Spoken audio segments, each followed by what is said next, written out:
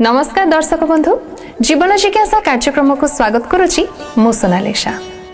आमे समस्ते कोठी ना कोठी आमर जातक हैला बा कपाल हैला बा भविष्यत हैला ए सब उपरे कोठी ना कोठी टिके विश्वास करि थाए। तो आज आमे हमर जीवन जिज्ञासा कार्यक्रम रे आलोचना करिबा कि जन्म पूर्व आम कपाल रे कौन सब लिखा थाए। तो से विषय आमको अधिक जणाया वर्तमान आम सहित अच्छा पंडित चित्तरंजन महापात्र। सर नमस्कार। नमस्कार। जीवन जिज्ञासा कार्यक्रम को आपको स्वागत। मनरे बहुत सारा प्रश्न आसी था तो मोर गोटे प्रश्न अच्छी जमती कि आम समस्ते कोठी ना कोठी द्वंद्व भितर रही था कि आम जातक सत कि कपाल लिखन सत कि ये सब जिनस को लेकिन आम बहुत समय आलोचना कर तो जन्म पूर्व आमर कौन कपाल लिखा हो जाए एटा में शास्त्र को ही आज्ञा माता पिता संग में बिही लिखिला जहा कपाले अर्थात जिते बड़े आपण छुआटी गर्भरे रहिला सही समय रे भगवान आपण कपाले लिखि दियंती अर्थात तार से आगु को कौन करिबो आसिला परे बाकी जहाँ भी घटे सेटा भगवान निर्धारित करिथांती। एटा निराट सत्य जिनिस अटे तो सेटा को लेकिन आम ही भोग करी तो से लिखिला शास्त्र जे माता पिता संग में बिही लिखिला जाए कपाले भाल पटे कर्म अनुसार फल।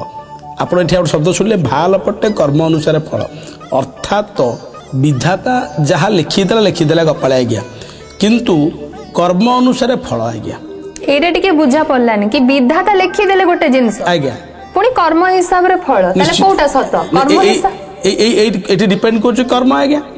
भगवान कहले जे मु तते जन्म देली बर्तमान को तो कपाल लिखिदेली धरत आप कहे प्राय व्यक्ति विशेष कहते मुझे खाली कौन दुख पाइबा जन्म होती एक तो जिनस प्राय व्यक्ति विशेष कहती मु दुख पाऊँ सुख पाऊँ मोर से नियंत्रण ना आज्ञा। ये प्रश्न आप कहते जे ये प्रश्न कहीं उठला कर्म अनुसार फल अर्थात जहाँ लिखी आप देखिए जड़े दुख पाउथुब आप देखिए जड़े गरीब थी आज्ञा आप अनुभव करुवे जड़े गरीब जन्म होती आज्ञा तांको घरे कई सुख पाई ना से गरु कई मंत्री होना से गरु कई मुख्यमंत्री होना कि आजिका दिन में मुख्यमंत्री होती आज्ञा आजिका दिन में भी उच्च स्तर जाऊँच आज्ञा अर्थात तांकर जोग नथिले भी भगवान लिखि नथिले भी कर्म अनुसार परिवर्तन होउछि अर्थात ये प्रश्नर उत्तर आसब जे आम जाना अनुभव करवा जिन को जे भगवान जहाँ लिखती विधाता जहाँ कपाले लिखे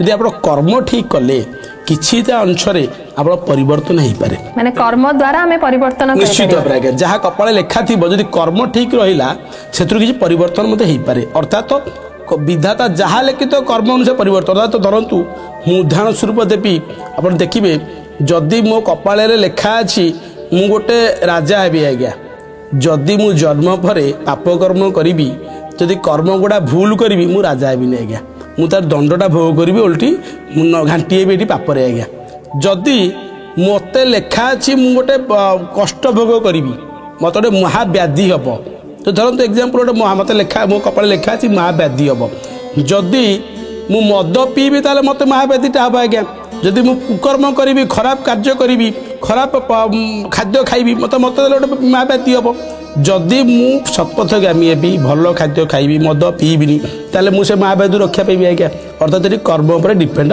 करे।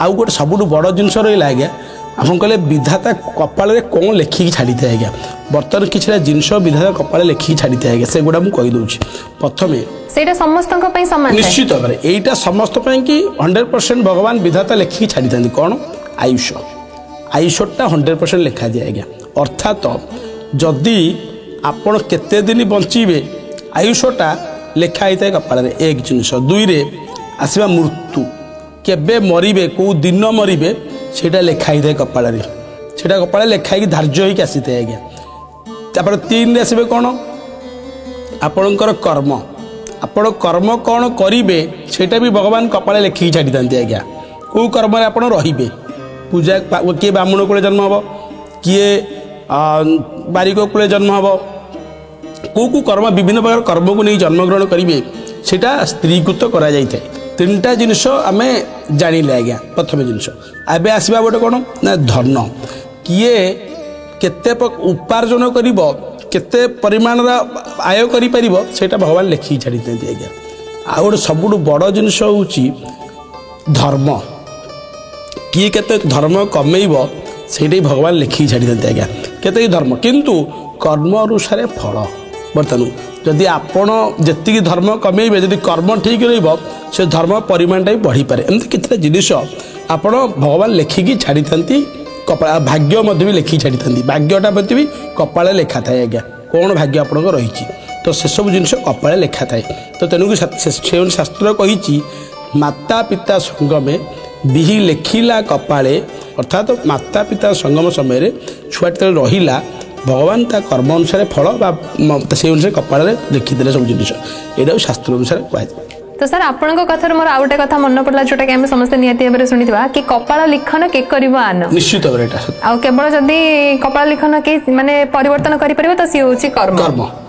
ବହୁତ ହି ଭଲ ଲାଗିଲା ଆଜି ଆପଣଙ୍କ ପାଖରୁ ଏତେ ସବୁ କଥା ଜାଣିକି। ତ ଆଶା କରୁଛି ଆମ ଦର୍ଶକ ବନ୍ଧୁ ମାନଙ୍କୁ ମଧ୍ୟ ଆଜିର ଜୀବନ ଜିଜ୍ଞାସା କାର୍ଯ୍ୟକ୍ରମଟି ନିହାତି ଭାବରେ ଭଲ ଲାଗିଥିବ।